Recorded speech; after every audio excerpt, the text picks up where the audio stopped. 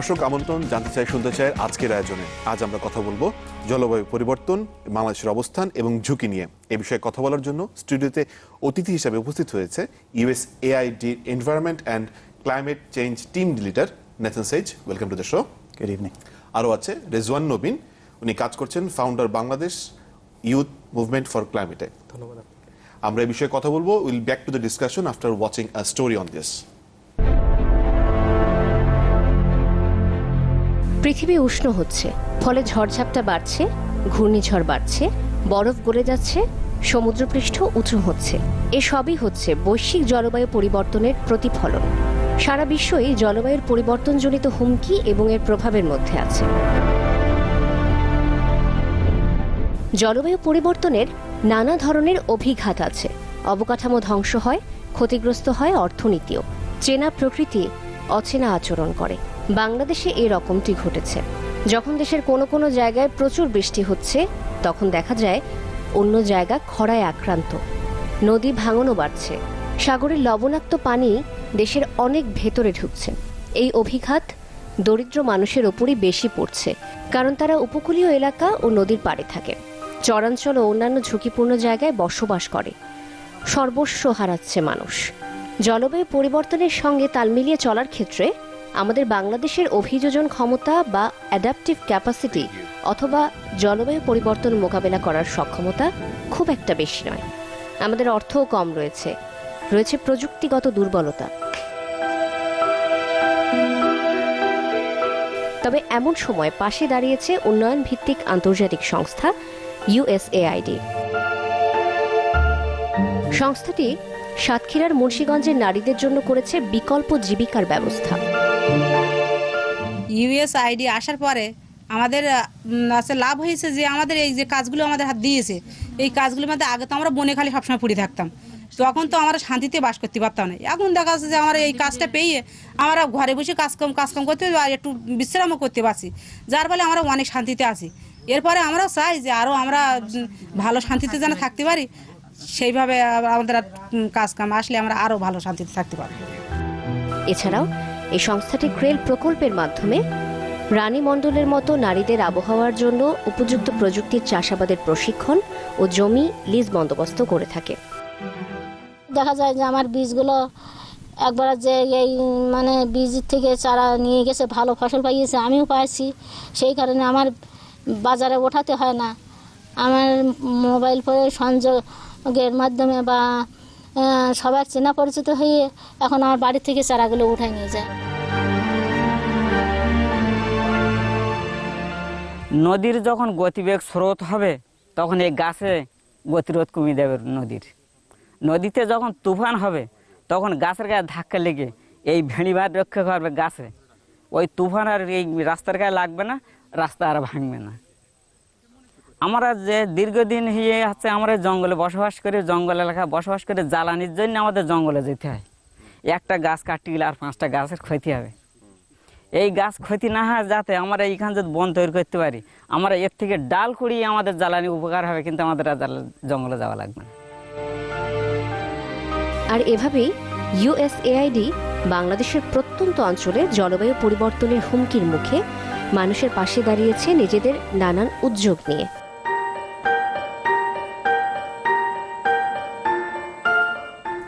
So, as you have seen in the show, that getting water for drinking is one of the crises. Is it just because of climate change issue or there is something else? So climate change poses a particular risk to places like Bangladesh because of what we might call the weirding of weather. So what you have is precipitation or rainfall, changes of patterns. So you might say your rainy season might start a little later, it might end a little sooner, and during that period you would see more intense rainfall. More change. Yeah, so you would have more intense storms, you would have maybe more intense flooding, and particularly in the highland areas, the flash floods could be more dangerous. In addition, you have the melting of ice on the high polar caps, so in the Himalayas, Antarctica, and Greenland, which causes the sea levels to rise. So you also have an increasing then of the ocean area moving into the land area.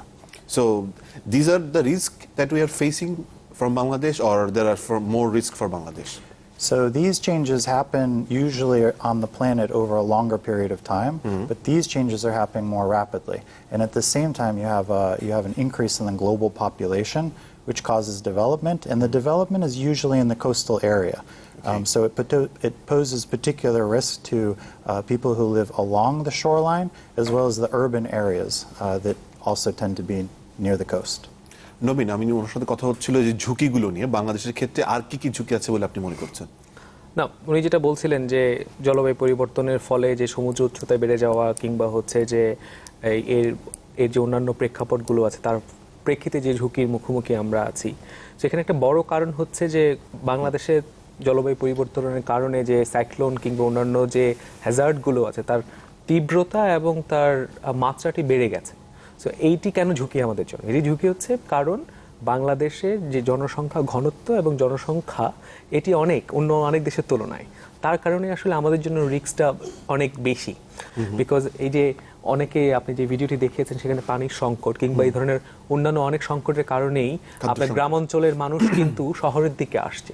তো শহরের দিকে আসার ফলে কি হচ্ছে যে আপনার শহরের ধারণ ক্ষমতাটি কিন্তু খুব বেশি না। আপনি ধারণ ক্ষমতার বাইরে যদি মানুষ বেশি চলে আসে তাহলে কি হচ্ছে, আপনি দেখবেন যে বিভিন্ন সার্ভিসেস গুলো আমাদের যেগুলো আছে, পানি, তারপরে আবাসন, তারপরে খাদ্য এবং তারপরে সামাজিক যে স্থিতিশীলতা, তার উপর কিন্তু প্রেসার পড়ছে। সো জলবায়ু পরিবর্তন শুধুমাত্র একটি স্পেসিফিক জায়গাতে না, জলবায়ু পরিবর্তনের যে ঝুঁকিটা রয়েছে সেটি কিন্তু সমগ্র পুরো দেশ জুড়েই রয়েছে। আর একটি কথা এখানে বলে রাখা ভালো, জলবায়ু পরিবর্তন যে কারণে হচ্ছে সেখানে কিন্তু আমাদের বাংলাদেশের মানুষদের ভূমিকাটি কম। কিন্তু আপনি যদি সাফারিংসের কথা বলেন, আপনি যদি এই জলবায়ু পরিবর্তনের ফলে যে প্রেক্ষিতে যে মানুষগুলো কষ্ট করছে তাদের কথা যদি বলেন, সেখানে কিন্তু আমরা অনেক এগিয়ে আছি। Nathan, Rizwan and me have been talking about the migration issues being this climate change. How in this sector USAID is working? What we're trying to do is actually build resilience of people where they're living. So we usually identify the vulnerable people, and particularly the poorest people, the ultra poor. So we're trying to support their capacity to either have a livelihood or the social capital or the access to information, or even just transferring money. So that they can basically adapt to these sort of conditions or absorb these sort of shocks and stresses. We also work on protecting the environment, which also needs to be more resilient. And so in many of these places where there are forests and wetlands and rivers, we also try to wean people off of the dependency of those resources, and thereby increasing the resilience of those ecosystems to provide for livelihoods for those people in the long term. We have seen how USAID is helping them to have a pure drinking water. It's a new project they've been launched there. Would you like to talk about that? The issue of water resources is a very complicated one, and it revolves mostly around improved governance. Many of these challenges are actually at a much larger scale than local communities. Right. So they're very difficult to address. The waterlogging crisis is not an easy one to solve. নবীন, আমরা কথা বলছিলাম যে আসলে সাতক্ষীরা সহ দেশের অন্যান্য অঞ্চলে যে বিশুদ্ধ পানি থেকে শুরু করে খাদ্য সবকিছুর একটা ব্যবস্থা করা হয়, সেই ব্যবস্থার ক্ষেত্রে আসলে সরকার কিভাবে কাজ করতে পারে? না, সরকার তো আসলে কাজ করছে। তো এখানে একটি জিনিস খুব গুরুত্বপূর্ণ, সেটি হচ্ছে যে বিভিন্ন সমস্যাগুলো আছে এর সমাধানও আমাদেরকে চিন্তা করতে হবে, এবং সেই সমাধানগুলো আমাদের জন্য চিন্তা করাটা জরুরি, যেটি স্থানীয় পর্যায়ে মানুষ খুব সহজেই করতে পারবে। যেমন জলবায়ু পরিবর্তনের ফলে আপনি পানি সংকটের কথা বলছিলেন, বিশুদ্ধ পানি সংকটের কথা।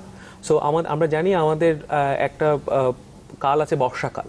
তো তখন যখন বর্ষা হয়, আমরা কি কোনোভাবে চেষ্টা করছি কিনা যে বর্ষার পানিটুকু, বৃষ্টির পানিটুকু আমরা ধরে রেখে সেই পানিটুকু সারা বছর কিভাবে ব্যবহার করা যায়, সেটা খাদ্যের কাজে কিংবা সেটা অন্যান্য কাজে, যেখানে বিশেষ করে স্যালাইনিটি প্রবলেমটা আছে, কিংবা স্যালাইনিটি প্রবলেম যেখানে আছে সেখানে কি আমরা চেষ্টা করছি যে কিভাবে পানিকে স্যালাইন মুক্ত করা যায়।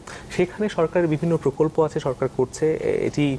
পাশাপাশি সরকারের পাশাপাশি অন্যান্য যে সংস্থাগুলো আছে, অন্যান্য যে এনজিও কিংবা অন্যান্য যে উন্নয়ন অংশীদার আছেন, তারাও কিন্তু কাজ করছে। আরেকটি জিনিস খুব গুরুত্বপূর্ণ, আমরা যখন স্টেক হোল্ডারের কথা বলি, সেখানে কিন্তু কেউ একা কোনো কিছু করতে পারে না, কম্বাইন্ড, সকলকে মিলে করতে হয়। যেমন এখানে USAID আছে, বাংলাদেশ সরকার আছে, অন্যান্য উন্নয়ন অংশীদার আছেন, এনজিও আছে, তারপরে এই বিশ্ববিদ্যালয়ে পড়ুয়া ছাত্ররা আছেন, একসাথে কাজ করতে হয়।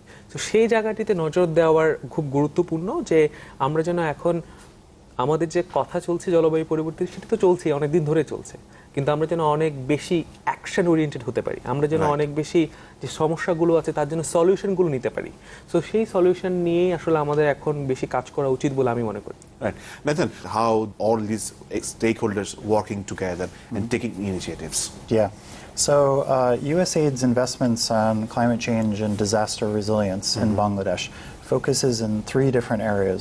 One is attempting to support the mitigation of greenhouse gases. The second area is adapting to the climate change. And the third way is to just increase your resilience to the future disaster, which we would call disaster management. Before we go to the next discussion, we have to take a break, and I'll be back after a break. দর্শক, আলোচনার পর্যায়ে একটি বিরতি নিচ্ছি, ফিরছি একটু পরে।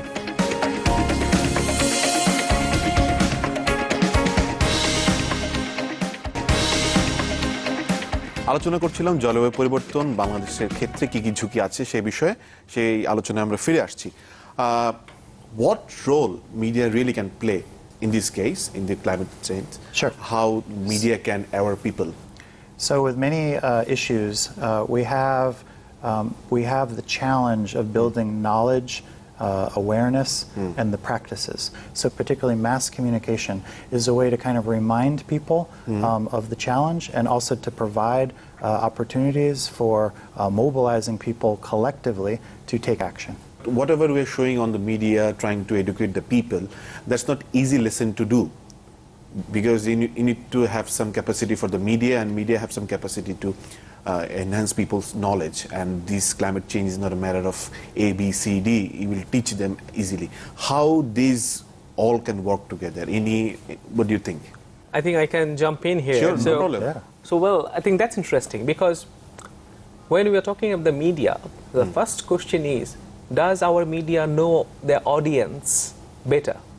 So which means, like, when we are talking about the population who are already sufferings, does our media know, like, what are their sufferings and why they are sufferings, and like what are the solutions they want, Right. not what we providing from here. So if media know their audience better, that could be the beginning. And then, you know, this is the key, because if you know what people are thinking and what people are suggesting, then you can connect people with the service provider.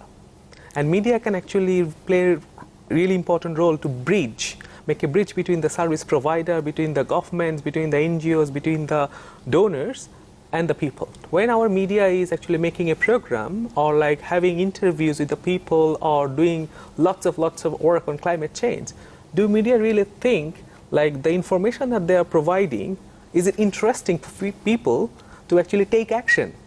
Is it interesting enough for people? Media need to work together with the stakeholders who are working in the climate change fields.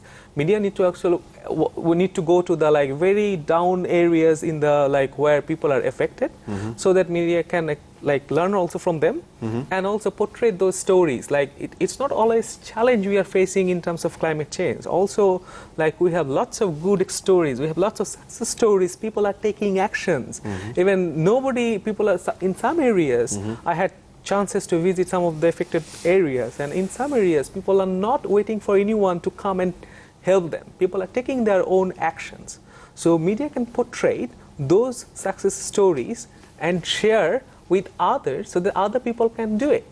I talk in some other language which community doesn't understand, that it's not going to actually reach community effectively. Right. If I want to communicate the communities who are suffering, then I have to know what are the language they understand. It's also duty of like other forms of media and communications channel we have. Maybe community radio? Community radios, mobile phones, we have like some applications, some apps, and also I think that's why it's always important for media and other stakeholders to work together collectively, so that together we can create some better impacts in the people's life. Yeah, Nathan, other alternative livelihoods and income generation activities such as like home gardening or manufacturing payables, toys, for example, is that impacting the communities? Is them helping them? Yeah, so it gets back to trying to build the resilience of the poorest people. The people in these pictures don't have a lot of assets to rely on. They don't have, for example, the opportunity to move very quickly from their home. If they had to move their home, like this livestock here, do they have the ability to buy more livestock? Right. Do they even have the opportunity to transfer funds from one family member to another? So these are all the things that build resilience. But in some regards, you're trying to build either the farm-based livelihood and improve their ability to make more money, or you're doing the non-farm alternative livelihood, which is to just change them so they're not what we might call climate-dependent livelihood. So, for example, transferring somebody from being a farmer to someone who can do home production of a doll provides an extra $1 or $2 a day in that household, and it saves that person from, say, having to move and become a migrant worker in a textile factory, who then has other issues from the home because now they're not home taking care of their parents or the baby and other things like that. So it's a very holistic approach, dealing with shocks and stresses, which can be health, it can be environmental, it can also be like a natural storm or flood.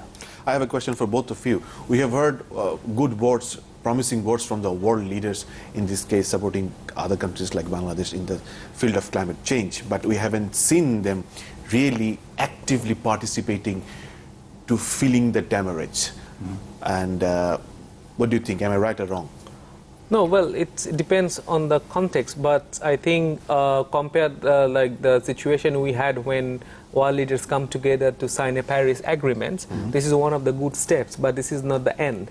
We have to continue that momentum so that leaders can come together not only to make a good decisions, but also to help countries to implement some of those decisions. And it not only also the responsibility of the world leaders to take action, it's also responsibility of the respective countries to take their own actions.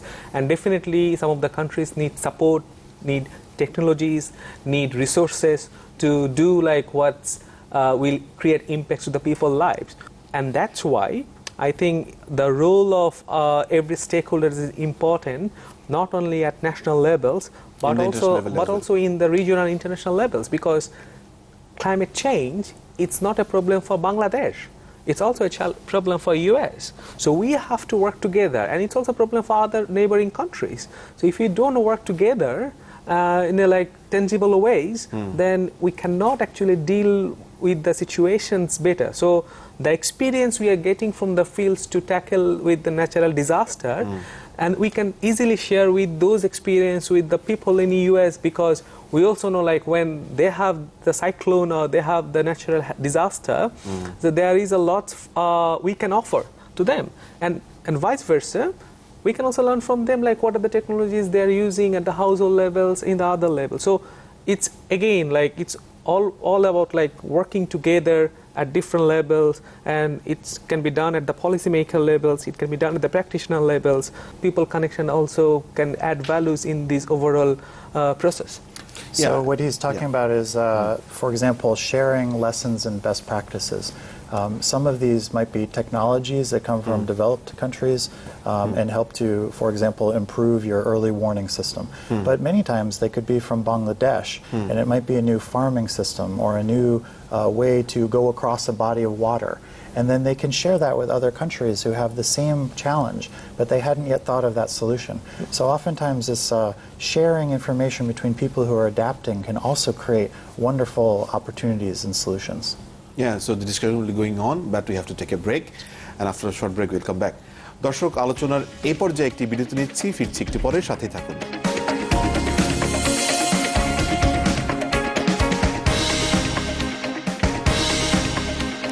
আমন্ত্রণ আরও একবার জানতে চাই, শুনতে চাইতে আমরা কথা বলছিলাম জলবায়ু পরিবর্তন পরবর্তী ঝুঁকি, কিভাবে বড় দেশগুলো এক হয়ে কাজ করছে, বাংলাদেশের মতো অন্যান্য দেশের ক্ষেত্রে ঝুঁকি, কিভাবে তারা অ্যাকশন প্ল্যান নিচ্ছে, আমাদেরকে সহযোগিতা করছে সেই বিষয়ে। Nathan, climate change is not stoppable, one of those problems. It will be carrying on, it will create new different crises from Bangladesh to the South Korea to the US to the different countries. How all the countries can take one sustainable solution? Is there any sustainable solution, one solution, or we have to work on it on and on? There's definitely no one solution to any one problem. The challenge is that climate change poses an accelerated risk to things. So whenever you have an existing risk, like a conflict, it will accelerate that conflict. If you might have a potential drought, it might make the drought worse. If you have a flood risk, it will make the flood risk worse. So what you need to do is kind of mainstream your climate change into your current investment planning. So for example, if you're building a dam or a bridge, you would make that thing a little bit deeper in the ground or a little bit higher in the air. If you were to have a drainage system for your city, you might make the drainage pipes a little bit larger to accommodate more water flowing through there at a certain time period, frequency we would call that. And so the solution is really a combination of hard assets, investments. In a place like Bangladesh, you might have $4 billion of need, but at the same time, you have to increase human capital.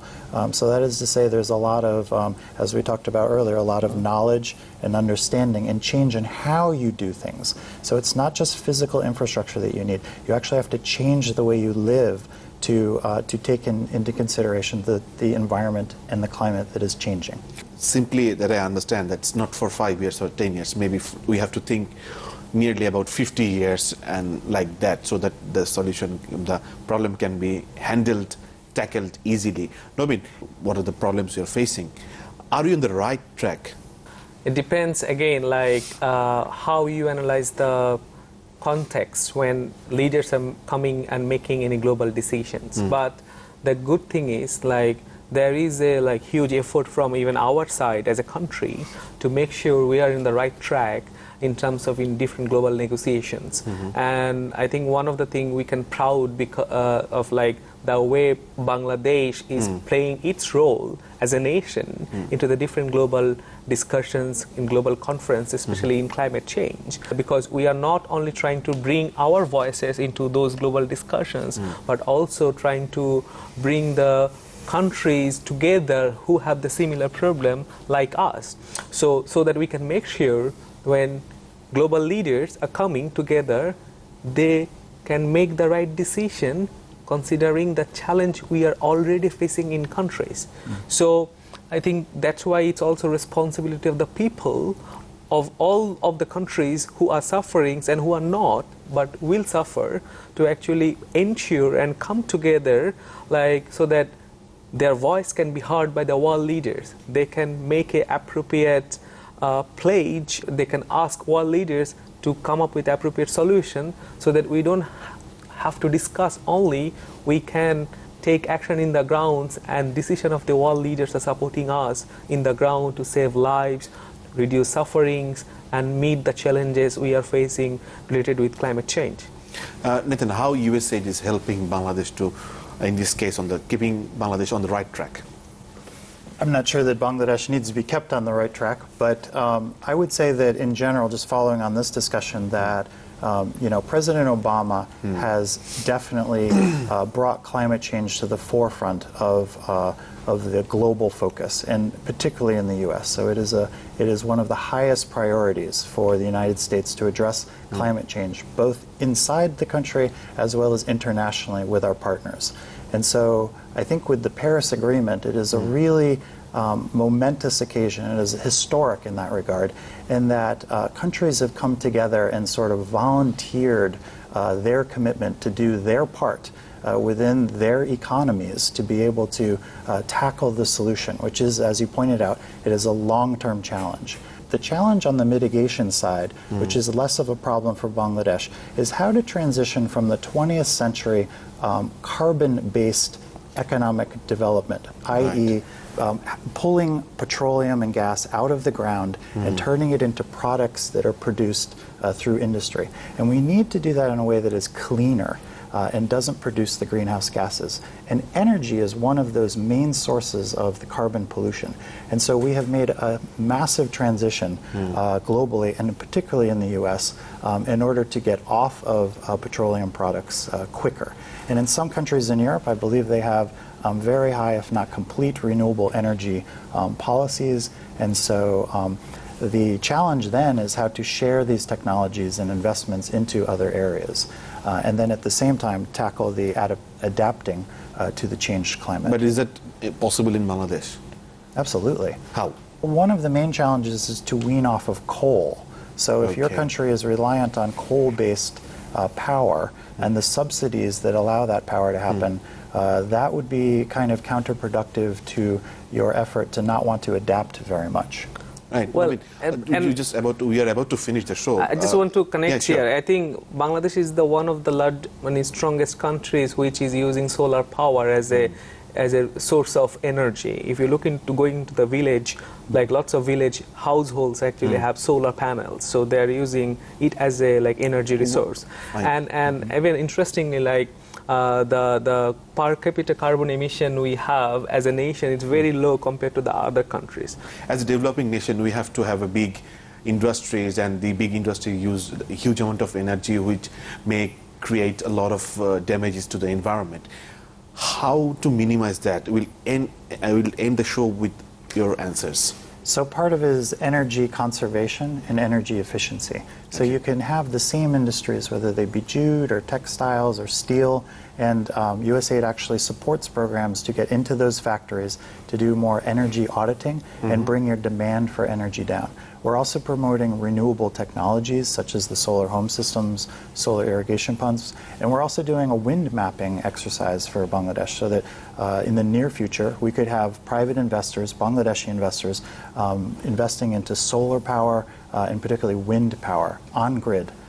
So that's pretty challenging and interesting. I think for us. first we have to make one thing very clear, that development issues are, it's not actually against the discussion we are having related to the climate change. So that's why we need to look into, when we are talking to the developments, how we can ensure the different growths and industrial growths and other growths are not contributing any more carbon in our existing atmosphere.